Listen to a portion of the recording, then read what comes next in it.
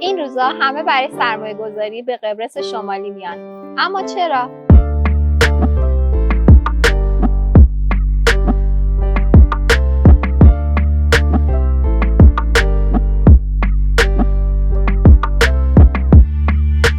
دلیل اول، قبرس یکی از امن‌ترین جزیره‌های دنیاست. برای اثباتش من کیف پول گوشیمو اینجا میذارم، برمیگردیم ببینیم چی میشه.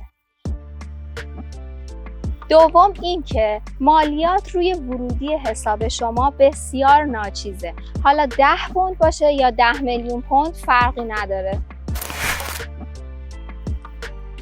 و در آخر اینکه قبرس شمالی کشور فرصت هاست، مخصوصا برای ایجاد کسب و کارهای جدید، استارتاپ ها، ثبت شرکت و سرمایه گذاری.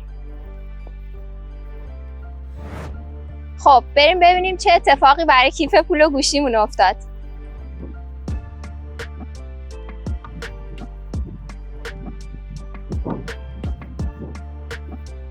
خب همینطور که میبینید کیف پول گوشی سر جاشه. البته که این نکته بسیار مهمیه، اما دوستان تعریف از امنیت فقط این نیستش که کیف پول گوشی تو یک جا بذاری و بعد برگردی ببینی هست یا نه.